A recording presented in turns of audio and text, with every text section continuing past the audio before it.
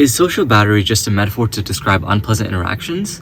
Or is it a subconscious measure of your introvertedness? Undoubtedly, the majority of people wait until they need to completely recharge their social battery and avoid interactions for a whole week or a whole month. And some people are just afraid of affecting their social battery and they avoid interactions. Yet, hardly anyone thinks the social battery is something that you can control with intentional actions. We also have a very skewed mentality of what social battery means. And this video is about that.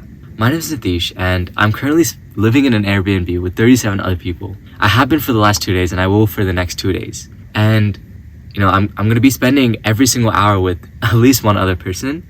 And this video is about how I'm going to preserve my social energy and how I'm going to do it without losing my mind, right? In this video, I'm going to talk about 3 different things. 1 is introvertedness versus extrovertedness. And 2, FOMO and people pleasing. Number 3 is how you're spending emotional energy on things that you don't really need to. And lastly, I'm going to give you a kind of different way to think about social battery without this monotone of either I'm full or I'm depleted. Our idea of the social battery right now is that there's a battery and it's 100%. And as soon as we start interacting with other people, it slowly goes down. When we stop interacting with other people, it slowly recharges, right? I think that idea of the social battery is very flawed. It just doesn't serve us anymore because it is a very specific version of the social battery and it doesn't even accompany everything that goes on in it. And by the end of this video, I'm going to give you a new version of social battery that we can really think about and really apply to our lives in a very concrete way. But before that, I'm going to talk about 3 perspectives that would help you understand why this version of the social battery doesn't serve us anymore. The first thing is that our version of the social battery is very geared towards the introverted version, where if you're an introvert, you get depleted by spending time with other people and you get recharged by spending time with yourself, right? But that script is completely flipped when you're an extrovert. And when you're an extrovert, you get depleted when you're spending time with yourself versus when you're spending time with other people where you get recharged, right? By the way, this is from an article by withyou.org.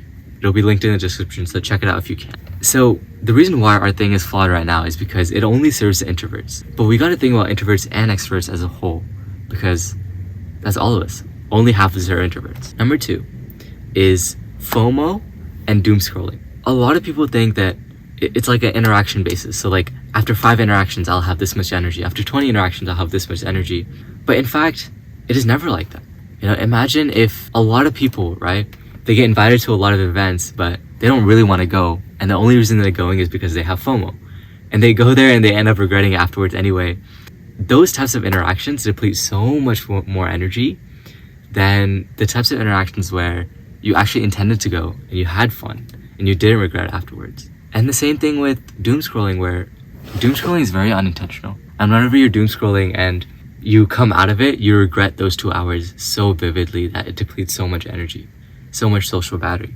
And lastly, the third reason why our model isn't served well anymore is because there's only 2 factors that we're considering. And those 2 factors are spending time with other people and spending time by yourself. But I think there's a very clear third factor that we're forgetting to consider. And that factor is one-on-one interactions with people, right? 1 is obviously doing things by yourself. 2 is doing things with the group, like going to a party. Number 3 is one-on-one interactions with your friends or with your parents or with your family, which are also very important to consider, right? Because, if you spend all your time by yourself, you end up feeling so depleted and wanting and craving interactions with groups and one-on-ones. If you spend all your time doing one-on-ones and by yourself, you end up craving group interactions. And doing all group interactions and by yourself, you end up craving one-on-one interaction, right? So the new model of social battery that I want us to think about when we're thinking, how do I feel energized for today, is how do I create a balance between these 3 states? How do I create space so I can spend time with myself? How do I create space to spend time with a group of people? How do I create space to spend time with one-on-one interactions? And while doing all of this, how do I make sure that I'm not doing things that I'm not authentic with, right? How do I make sure that I'm doing things where I'm not just going because of FOMO, people pleasing, or because I'm just procrastinating on something? That is the new version of social battery that I want us to live by. And the social battery that we used to live by, the model of this finite energy that recharges over time is such an old dated, and it doesn't serve us anymore. It is not concrete. Yeah, I hope this version serves us better, and this is us being our authentic selves while figuring out if we can bounce the 3 states, right? Let's make it happen, man. Thanks for watching. I hope this helped you, and see you tomorrow.